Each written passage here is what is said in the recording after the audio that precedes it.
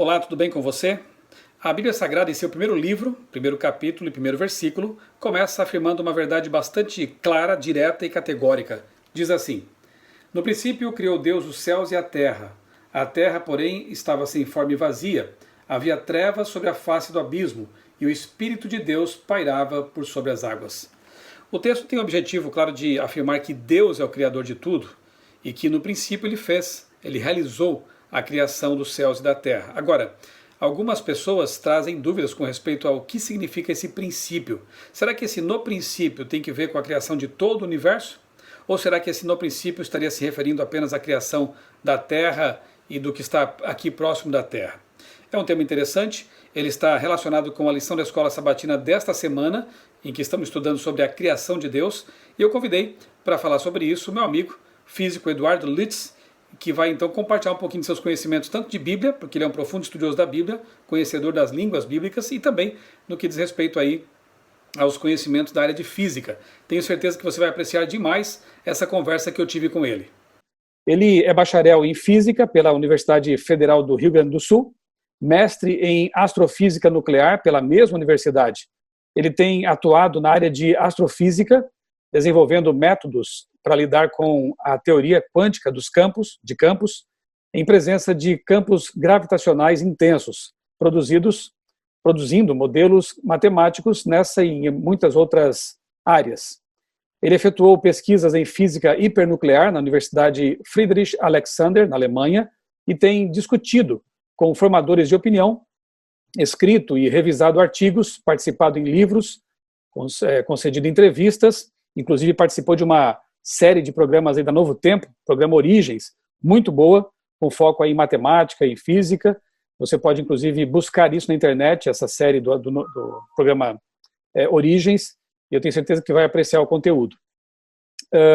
Ele também é engenheiro de software, desenvolvendo tecnologias em informática há décadas, e é um dos colaboradores do blog criacionismo.com.br. Lutz, muito obrigado por aceitar o convite para a gente conversar um pouquinho sobre essa questão pontual. Já quero lembrar que na semana que vem o Lutz volta aqui para a gente falar um pouquinho sobre um outro tópico que aparece na lição da Escola Sabatina, que é a questão do terraplanismo. Qual é a posição bíblica e científica com respeito a esse assunto do formato da Terra e também a posição da Igreja Adventista do Sétimo Dia com respeito a isso. Se está na lição da Escola Sabatina, que é um órgão oficial, uma publicação oficial da Igreja, logo assumimos ser também essa posição da Igreja Adventista. Então, o Lutz volta na semana que vem para a gente falar um pouquinho sobre isso. Mas hoje o tema, então, é no princípio, né? Eu quero começar perguntando aqui para você, Eduardo, qual é o sentido da expressão que acabamos de ler aqui na Bíblia, no princípio, aqui em Gênesis capítulo 1, verso 1. Seria isso aqui a criação do universo? Bom, na verdade, se a gente estudar só esse texto de Gênesis 1, a gente pode ficar na dúvida, existe margem legítima para dúvidas aí. Será que a criação do universo se deu ali no primeiro dia daquela semana de Gênesis 1? Bom, na verdade a situação não é tão simples quanto parece.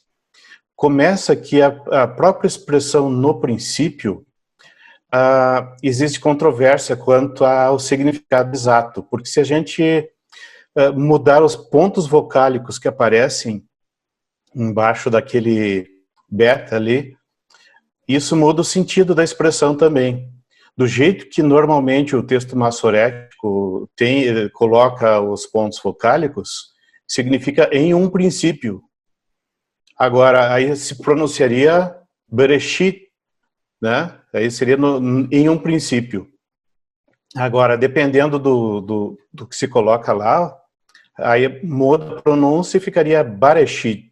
Aí significaria no princípio. Só um detalhe, Lutz, só para deixar um pouquinho mais claro aqui para os nossos amigos, né?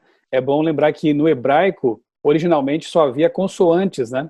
Então, esses sinaizinhos que o Lutz aqui se referiu ali, os massoréticos, né? São os pontinhos, tracinhos, enfim, são sinaizinhos que foram acrescentados depois para vocalizar, para colocar as vogais, só para pontuar esse detalhe aí. Muito importante, eu esqueci de contextualizar, né? Mas muito bem, então o ponto é que o sentido exato do texto original não é perfeitamente consensual para todos os estudiosos, né? Normalmente se considera, olha, em um princípio não faria sentido, porque esse texto obviamente está falando do princípio de todas as coisas. Não, mas isso não é óbvio, isso é uma questão de tradição. Mas como é que a gente tira a dúvida? A gente precisa consultar outras coisas da Bíblia, além do contexto local. O contexto local já nos diz algumas coisas.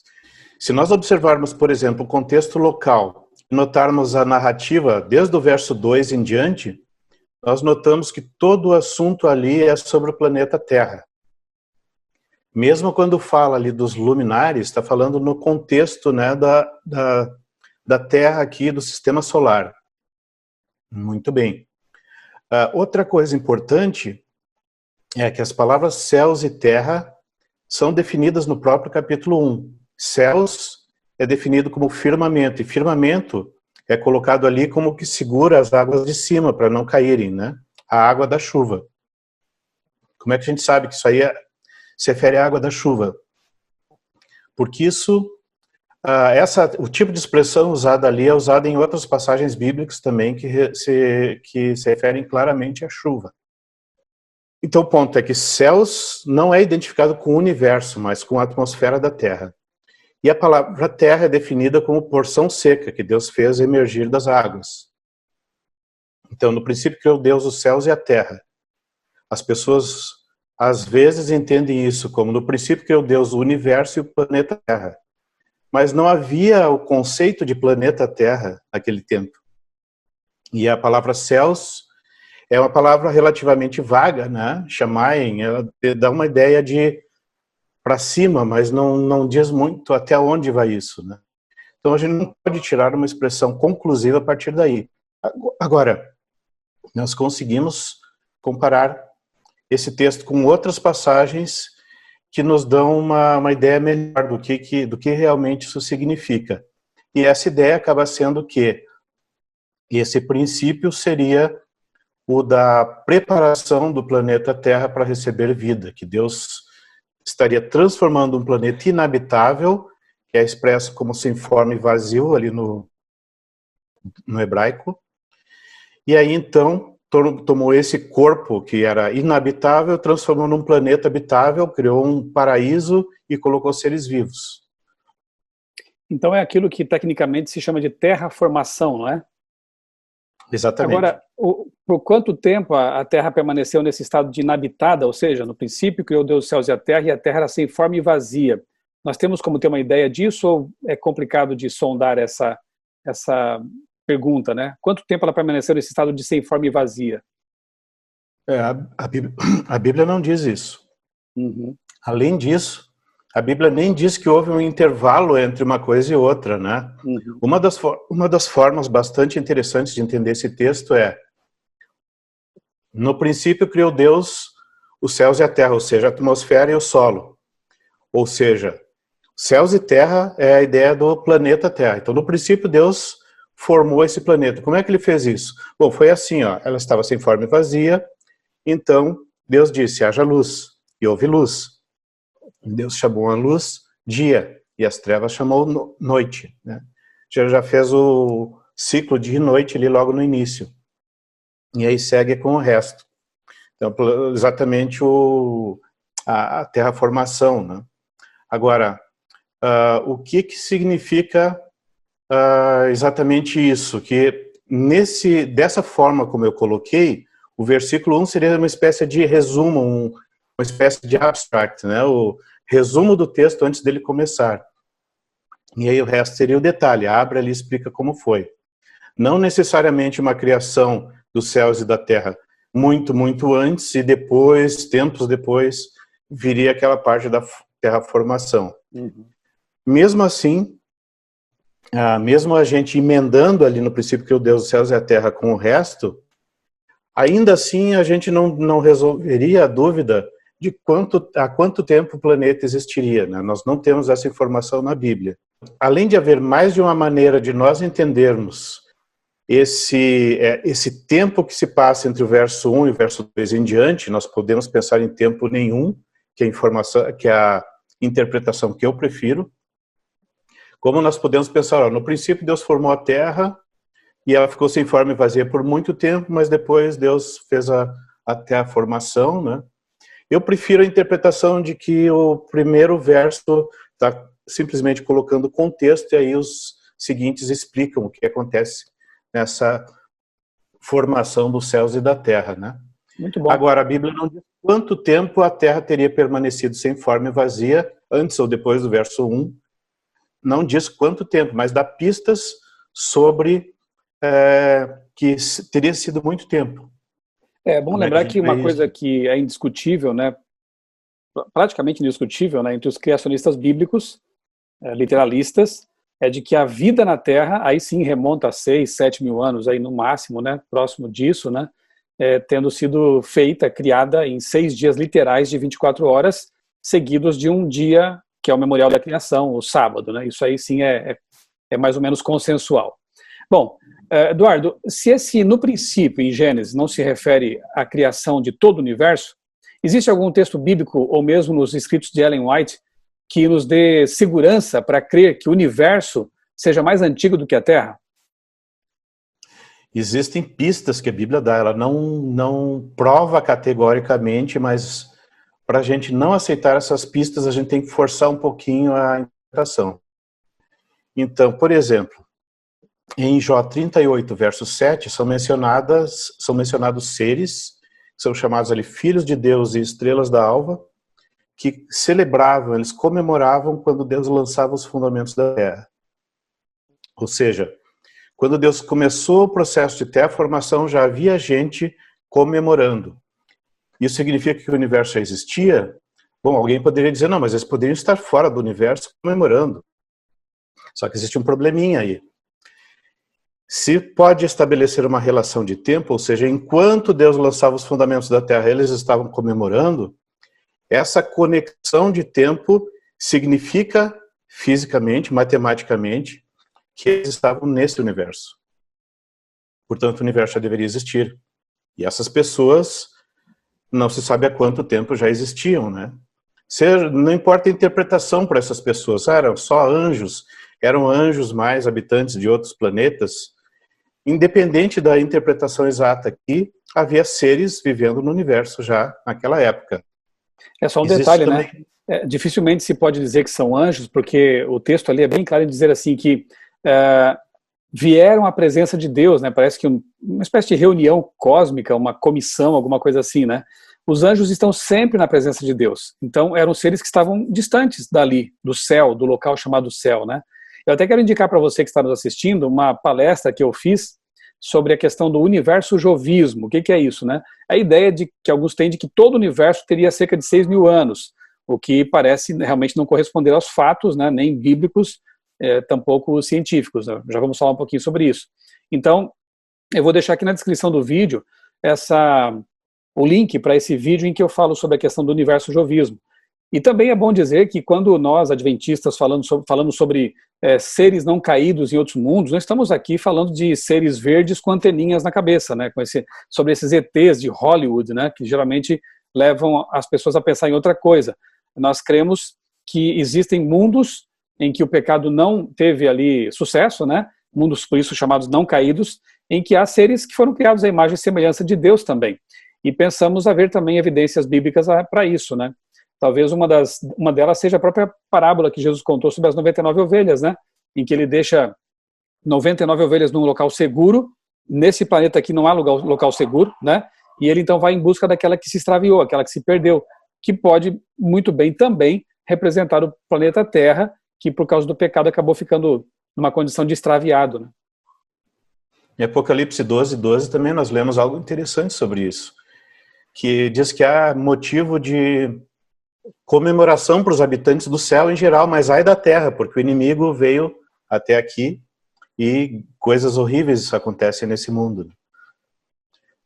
Mas enfim, existem outras passagens também que nos dão um contexto com diferentes níveis de profundidade. Existe, por exemplo, Provérbios 8, que lá a uma certa altura, né, falando da criação, da forma como Deus usou a sabedoria, e a forma como Provérbios fala da sabedoria lembra muito a descrição de Cristo em outras passagens, né? Mas enfim, vai comentando que a sabedoria de Deus, ou a personificação dessa sabedoria, que seria o Filho, já existia antes das suas obras criadas mais antigas. Ou seja, existem obras mais recentes e obras mais antigas, né?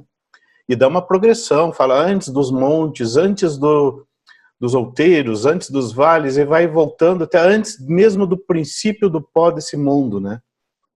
Então, da ideia que se passou muito tempo assim, que há mais de uma idade para as obras de Deus.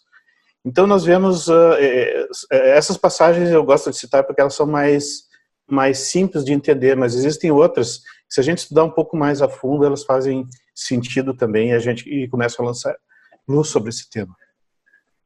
Muito bem, lembrando que isso aqui é uma conversa bem rápida, né? É um bate-papo assim bem por cima de tópicos que são muito interessantes e profundos também, né?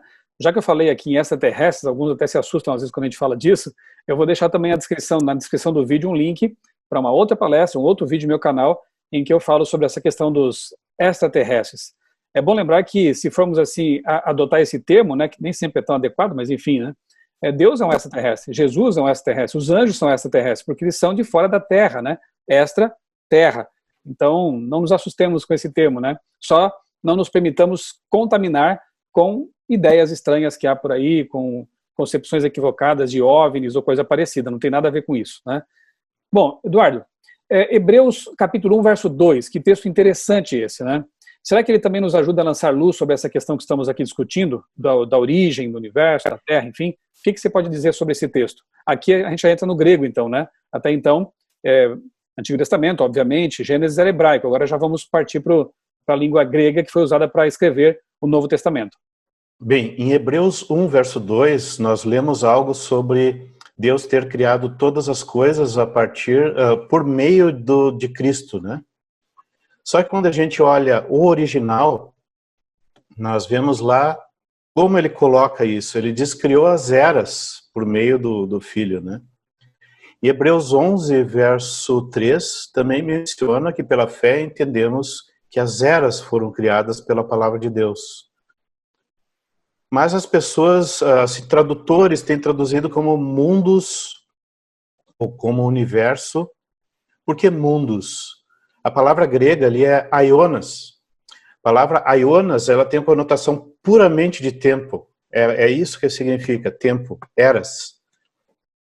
Só que os textos, a tradução de textos que correspondem a falas de Cristo, Cristo frequentemente usava uma expressão do tipo, no presente século temos tal e tal coisa, ou então as pessoas, ou Paulo falando, né, fulano amou mais o presente século. Aí presente era, é a era do pecado, né, a era em que existe degeneração, sofrimento, injustiça. Então, muitos tradutores verteram esse tipo de expressão como mundo, neste mundo. Em vez de essa era, fala neste mundo. Isso induz outros a traduzirem a criação das eras como a criação de mundos. Mas, se a gente for olhar um dicionário grego, né, na verdade nós temos vários, né, esse aqui é um que eu gosto, por exemplo, tradução do grego para o português-grego. Se a gente for olhar qualquer um desses dicionários, nós vemos que a palavra aionios e aionas se refere unicamente a tempo, ela não tem o sentido de mundo, de lugar, nada disso. Então, o que motiva as pessoas a traduzirem? Bom, além desse viés que eu já mencionei, existe também a ideia de que a criação do tempo é algo que não faz sentido. Só que nós descobrimos no século XX, ali com os estudos de uma nova lei da natureza que foi descoberta por Albert Einstein, por Hilbert também, que nos mostram que o tempo é algo maleável e, mais ainda, descobriu-se que o tempo teve uma origem, né? E a criação do universo corresponde à criação do tempo e que o universo em si é o espaço e o tempo combinados. Isso é o universo. Matéria é só o seu conteúdo. Então, quando a Bíblia fala que Deus criou o universo, a ênfase não está matéria, mas sim no espaço e no tempo em si. Então, criação do tempo que é a coisa fundamental aqui. Por isso que nós encontramos esse tipo de expressão lá. Agora, criação do tempo e criação da Terra não podem acontecer ao mesmo tempo, porque são fenômenos fisicamente incompatíveis um com o outro. Para haver formação da Terra, precisa haver uma estabilidade no tempo que só acontece depois, graças a leis que a gente conhece hoje em dia, né? Então, se nós formos estudar essas coisas, nós vemos que as dicas da Bíblia de que o universo é mais antigo realmente fazem sentido e que nós temos que realmente levar em conta essas pistas quando nós vamos tentar entender Gênesis 1.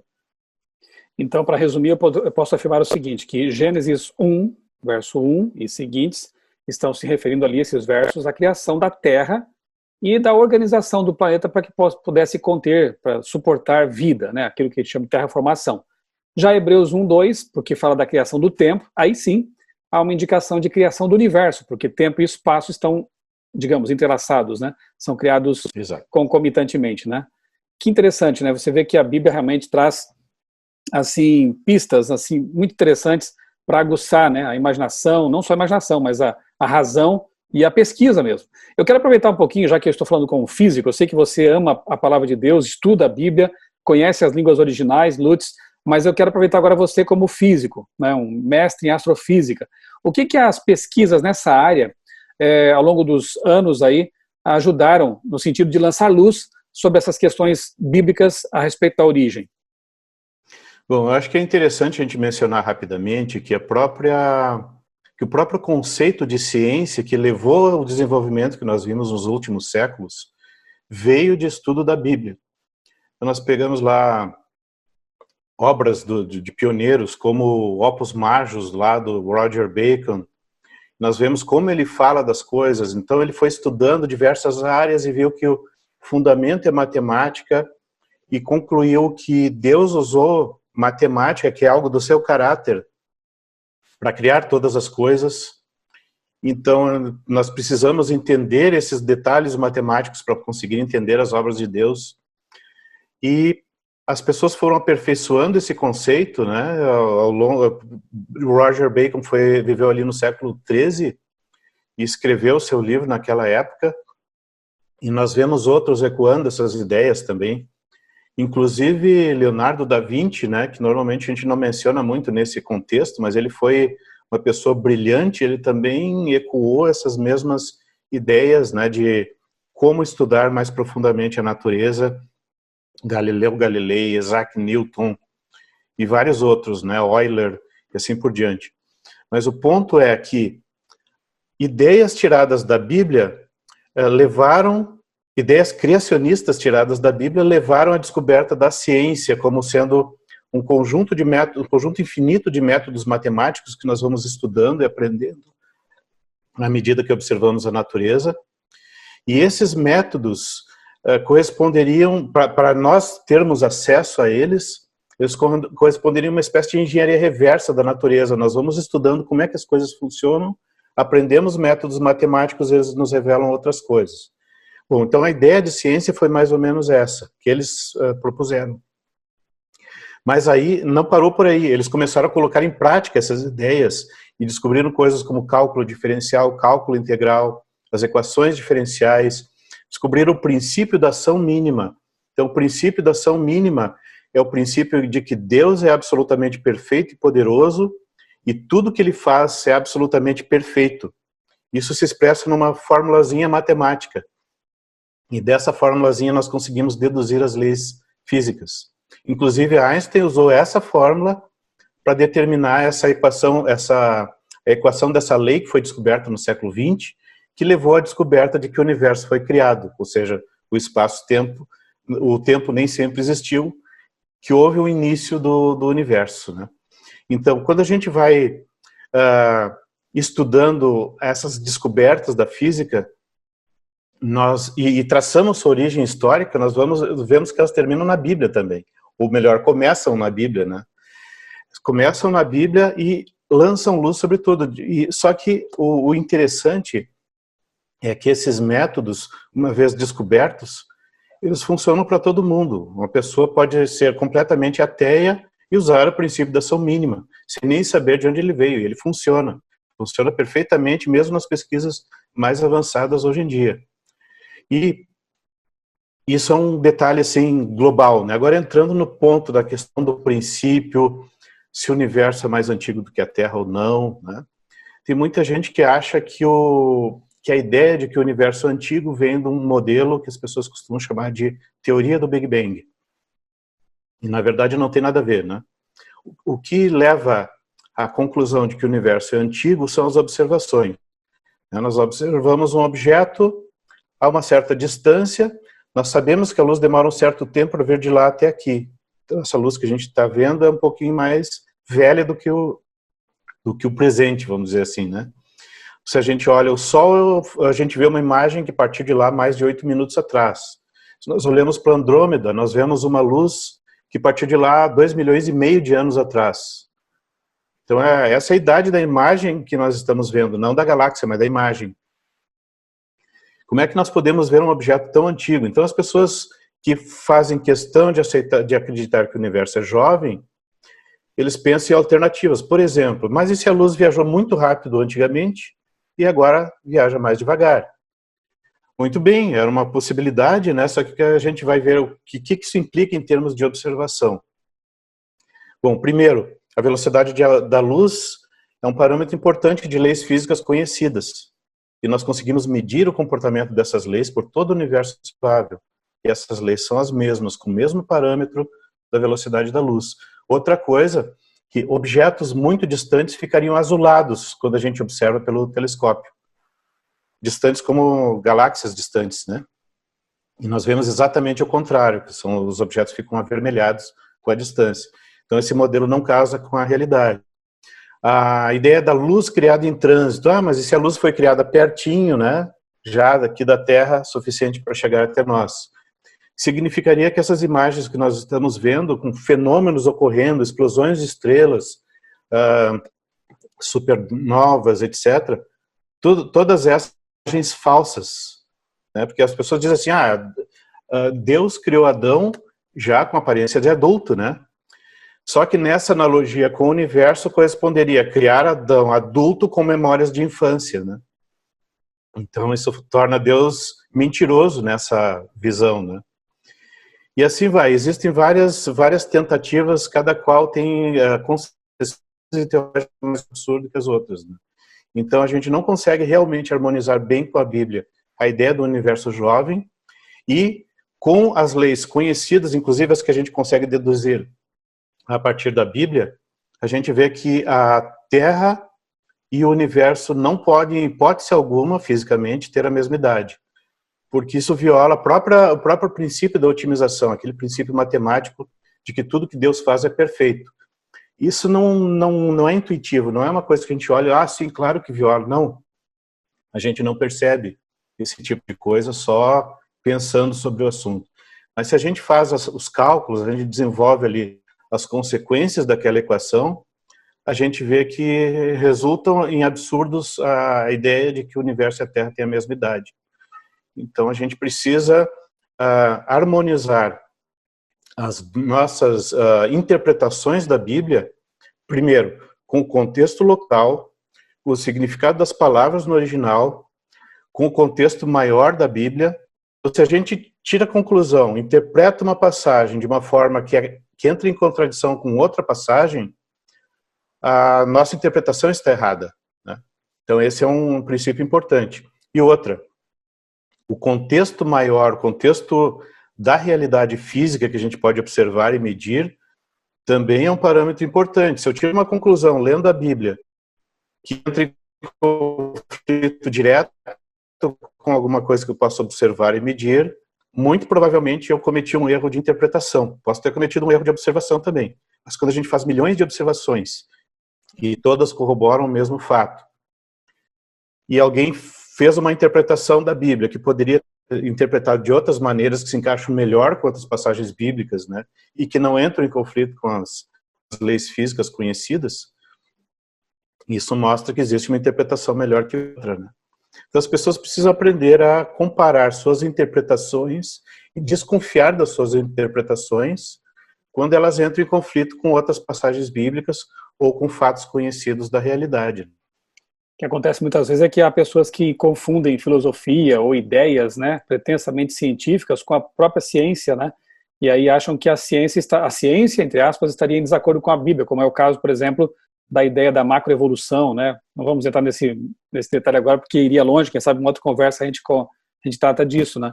Mas temos que então ter certeza de que estamos comparando duas coisas corretamente, a Bíblia Sagrada com a sua correta interpretação e as observações científicas com a sua correta compreensão, né?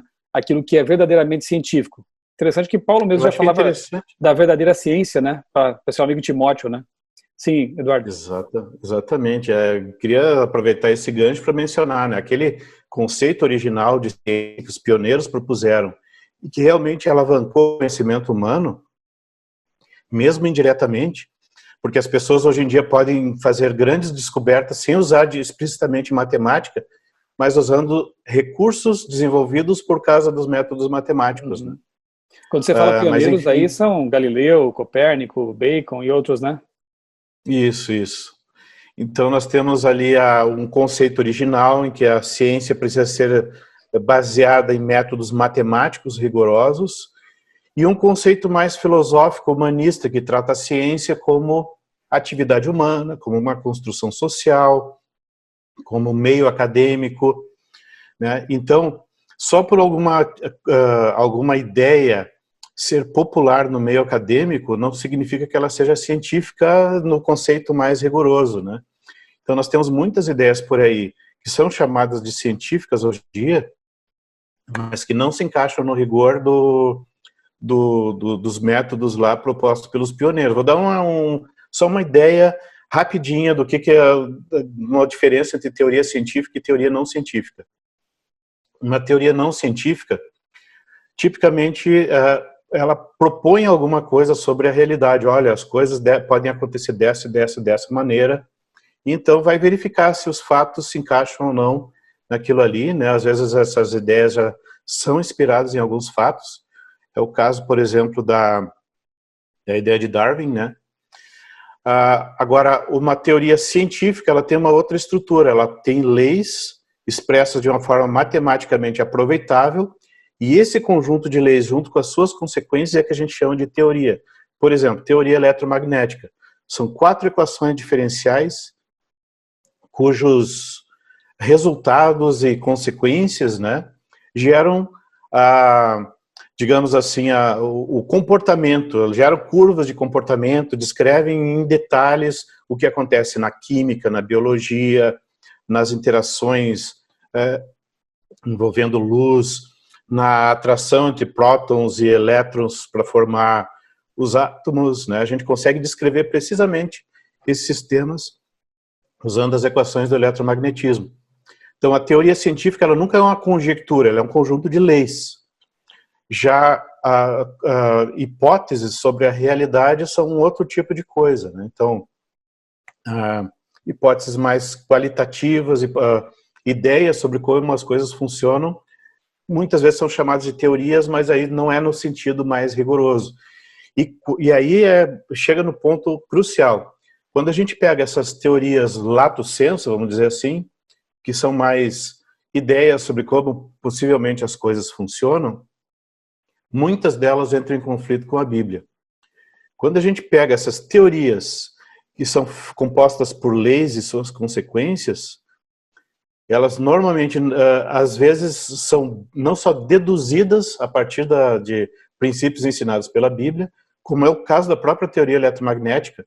Nós podemos pegar o princípio da ação mínima, aquele princípio de perfeição, e deduzir a teoria eletromagnética, por exemplo. E essas coisas não entram em conflito com a Bíblia de volta. Então, a gente, dependendo de como define ciência, nós vamos ou não ter conflito com a Bíblia. Muito bom. Vontade de ficar aqui muito tempo conversando, mas vamos deixar para outros momentos também, né? Lembrando que o Eduardo Litz tem uma playlist aqui no nosso canal, em que ele tratou aí em vários vídeos, e que não terminaram ainda, ele tem ainda a concluir essa série, né? A respeito de terraplanismo, interpretação da Bíblia, material muito bom que eu quero recomendar a você. e também os outros materiais em que eu trato sobre essa questão da Terra plana, porque, como eu disse, semana que vem será um dos tópicos abordados pela lição da Escola Sabatina. E quem sabe, numa frase, assim, resumindo tudo aqui, dessa última questão, os cálculos matemáticos, as melhores pesquisas apontam, sim, que o universo teve um começo. E se teve um começo, tem que ter tido uma causa. Nós entendemos que essa causa na Bíblia é apresentada do começo ao fim como sendo o Deus Todo-Poderoso, Criador de tudo. Eduardo, muito obrigado por sua participação, que Deus continue abençoando aí suas pesquisas, a sua vida, a sua família, e obrigado por compartilhar esse conhecimento aqui com a gente no canal. É um prazer, obrigado pela oportunidade. Um abraço. Um abraço.